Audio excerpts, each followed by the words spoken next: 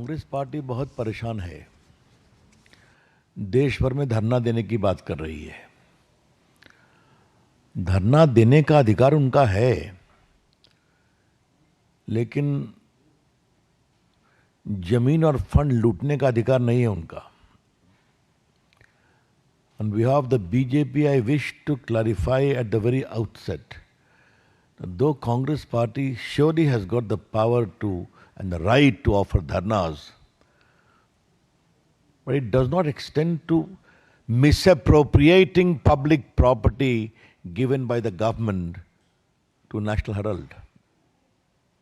ये समझना बहुत जरूरी है। मित्रों, आज थोड़ा रिकॉल वैल्यू जरूरी है। नेशनल हेरल्ड 1937 में शुरू किया गया था। इसमें 5000 शेयर होल्डर्स थे जिन्हें शेयर खरीदे उसके। तो ये नेहरू खानदान की जागीर कभी नहीं रही है। इस बात को समझना बहुत जरूरी है। और बड़े बड़े लोग जो फ्रीडम फाइटर थे, जो बाद में कांग्रेस के बड़े नेता भी बने, मुख्यमंत्री वगैरह बने, ये सबों ने उसमें सहयोग किया। 2008 में नेशनल हेरल्ड का पब्लिकेशन बंद हो गया क्योंकि वो चल नहीं पाया। उसके बाद कांग्रेस पार्टी ने नेशनल हेरल्ड को 90 करोड़ रुपया दिया था, एसोसिएटेड जर्नल लिमिटेड जो इसको पब्लिश करते थे। ये जानना जरूरी है कि कांग्रेस पार्टी एक पॉलिटिकल पार्टी है। पॉलिटिकल पार्टी को कई एग्जम्पशंस हैं, आपको मालूम है। तो वो किसी प्राइवेट बॉडी को पार्टी का फंड नहीं दे सकते हैं। इस बात को समझें आप। That is purely prohibited. दिया उनकी बात है, घर की कंपनी थी। अब उसके बाद उसने कहा आपका लोन हम दे नहीं सकते। तो दे नहीं सकते तो एक बड़े इंटरेस्टिंग तरीके से एक कॉरपोरेट षड्यंत्र किया गया, कैसे ये पूरी संपत्ति आ जाए परिवार के हाथ में। तो जो एक कंपनी बनाई गई यंग इंडिया कर करके, उसमें 38% शेयर सोनिया जी का, 38% राहुल जी का, और बाकी मोतीलाल वोरा और बाकी लोग का था। ऑस्कर फर्नांडिस वगैरह इस टाइप के लोग थे वहां पर। ये इक्विटी शेयर 9 करोड़ के पूरे शेयर इस यंग इंडिया कंपनी को ट्रांसफर कर दिए गए। ये 9 करोड़ का ट्रांसफर होना बड़ी बात नहीं है। इस 9 करोड़ शेयर के ट्रांसफर होने के बाद यंग इंडिया कंपनी, जिसके 76% शेयर होल्डर्स सोनिया जी और राहुल जी थे, उसके हाथ में एसोसिएटेड जर्नल की पूरी संपत्ति आ गई। और ये संपत्ति क्या क्या है? दिल्ली में बहादुर शाह जफर पर एक प्रॉपर्टी, मुंबई में प्रॉपर्टी, लखनऊ में प्रॉपर्टी, भोपाल में प्रॉपर्टी, पटना में प्रॉपर्टी, जो हजारों करोड़ की है। ये कहा गया कि यंग इंडिया लिमिटेड वो नॉन प्रॉफिट ऑर्गेनाइजेशन था, चैरिटेबल पर्पस के लिए। आज तक उन्होंने क्या चैरिटेबल पर्पस किया है कुछ पता नहीं है। इसके बाद एक प्राइवेट कंप्लेंट होता है, बाकी कार्रवाई होती है, फिर ईडी मामले का इन्वेस्टिगेशन करती है। यहां पर 3-4 चीजों को पार्टी के मंच से फैक्चुअली रिकॉल करना जरूरी है। ईडी ने कांग्रेस के वर्तमान अध्यक्ष मोतीलाल खरगे को भी इंटरोगेट किया था, क्योंकि वही एकमात्र थे एम्प्लॉय, मोतीलाल वोरा, सॉरी।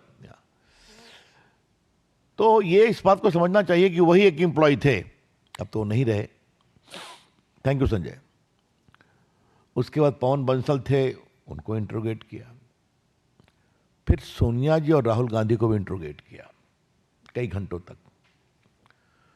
स्वाभाविक कोई जवाब नहीं था।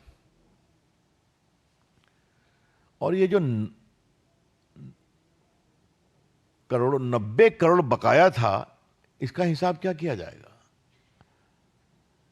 तो 50 लाख रुपया दे दिया गया स्टेट जर्नल को, और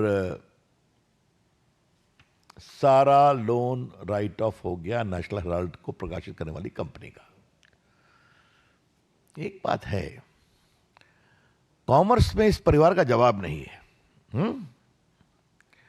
50 लाख में 90 करोड़ की संपत्ति प्राप्त कर लेना, 90 करोड़ राइट ऑफ कर देना, और हजारों करोड़ की संपत्ति का मालिकाना हक प्राप्त कर लेना।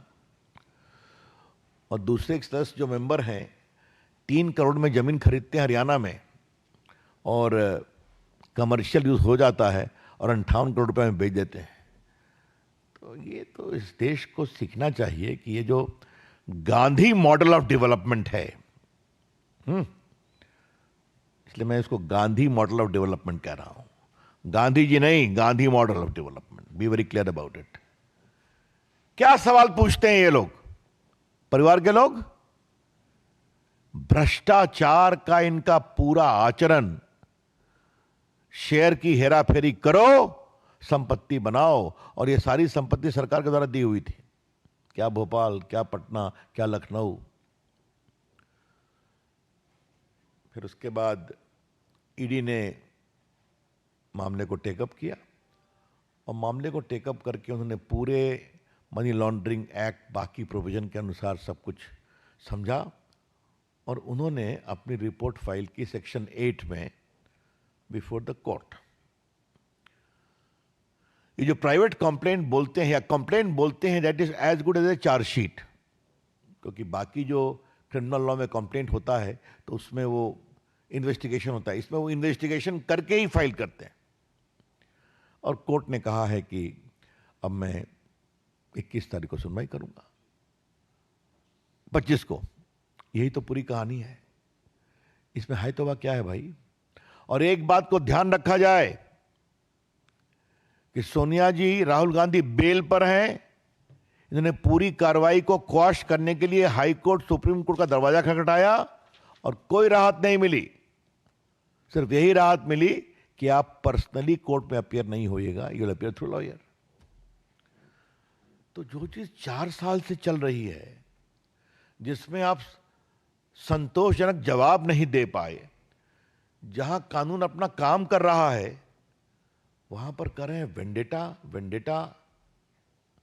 और उनके जो मेंबरान पार्लियामेंट हैं, देश के नामी गिरामी वकील, वो भी इसको अजीब प्रकार की बेबुनियाद तर्के दे रहे हैं। तो इसीलिए कि पार्टी की ओर से विचार हुआ कि सुबह सुबह इस मामले के संबंध में पार्टी के दृष्टिकोण को बताना जरूरी है। कानून अपना काम कर रहा है, the law is taking its own course.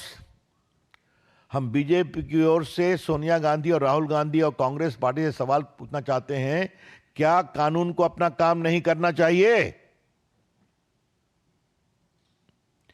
क्या हजारों करोड़ की संपत्ति पर अगर आपने गलत तरीके से, गैर कानूनी तरीके से षड्यंत्र करके कब्जा कर लिया, तो क्या इस पर चुप रहना चाहिए? यही तो बड़े सवाल हैं। I would like to repeat, Srimati Sonia Gandhi ji and Rahul Gandhi ji, kindly reply. Should the law be allowed to take its own course or not? And if there is a glaring case where thousands of crores of public property situated at prime locations in different parts of the country have been misappropriated by conspiracy, where the beneficiary is you and your son, being 76% owner of the AJL. तो फिर ये धरना, vendetta, Narendra Modi ji की सरकार है, कानून को अपना काम करने देगी और कानून काम करेगा। वैसे नेशनल हेराल्ड की कहानी बड़ी जोरदार है। थोड़ा हम लोग की रिसर्च टीम रिसर्च कर रहे थे, तो सरदार पटेल ने कहा था कि जिस तरह के लोगों से पैसा लिया जा रहा है वो ठीक नहीं है, वो बहुत चिंता पैदा करता है। ये लोग प्रामाणिक कांग्रेसी नेता थे और वो सारी चिट्ठियां हम लोग के पास हैं। मैं संजय से कहूंगा कभी आप लोग को दे देगा, नेहरू जी ने क्या कहा, सरदार पटेल ने क्या कहा। लेकिन और चंद्रभानु गुप्ता जो उत्तर प्रदेश के मुख्यमंत्री थे, उन्होंने भी पैसे इसके लिए बहुत इकट्ठा किए थे, बड़े नेता थे। कहा कि ये तो बना था देश की आवाज़ के लिए, इसे नेहरू की और खानदान की आवाज़ बना दिया गया इस अखबार को। तो ये हम नहीं कह रहे, कांग्रेस के नेता कह रहे हैं, ये सब रिकॉर्ड पर है। क्या सरदार पटेल, क्या चंद्रभानु गुप्ता की आत्मकथा में। तो इसका अतीत, इसका वर्तमान। एक विषय मैं आपसे और कहना चाहूंगा, और ये जानना बहुत जरूरी है। इस देश में इतना मीडिया आ गया है, इतने अखबार आ गए हैं, इतने न्यूज चैनल आ गए हैं, फिर भी वो अखबार जिसके पीछे कांग्रेस पार्टी और उनकी सरकारों का पूरा आशीर्वाद है, वो चल क्यों नहीं पाया? ये सवाल है ना, क्यों नहीं चल पाया?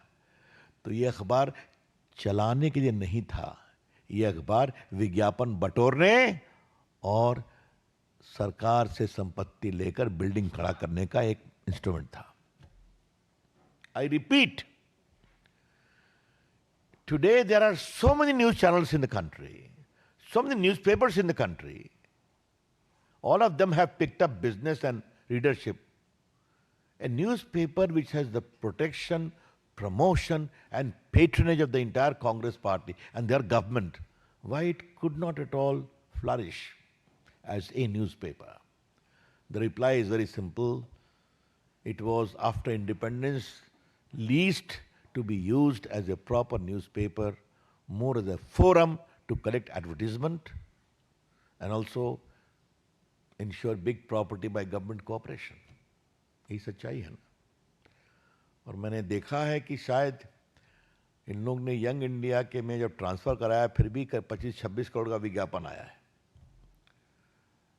क्यों संजय बाबू, कांग्रेस पार्टी से सीखना चाहिए नोट कमाने की तरीका। हाँ, इसमें कोई शक नहीं है, ओरिजिनल थिंकिंग चलती है। हाँ मतलब ये अंतिम बात मैं पीड़ा से कह रहा हूं, जो अखबार आजादी के आंदोलन में लड़ने वाले लोगों के आवाज को मजबूत करने का अखबार था, उसको आपने प्राइवेट व्यापार में बदल दिया। चलिए, मैं संजय की बात भी रोचक, एटीएम बना दिया। सीरियस क्वेश्चन कि newspaper which was established during the freedom struggle to espouse the voice of those fighting the British imperialism ultimately degenerated into a money minting exercise for the establishment of Congress party. ये ठीक है क्या? Thank you मित्रों। हाँ, BJP की ओर से हम पूरी भर्त्सना करते हैं कांग्रेस पार्टी की प्रतिक्रिया की, और ये जो ईडी को धमकाने की बात की जा रही है बहुत दुर्भाग्यपूर्ण है। बिल्कुल, ये देश की कानूनी प्रक्रिया का सीधा उल्लंघन है, इसे हम उचित नहीं मानते।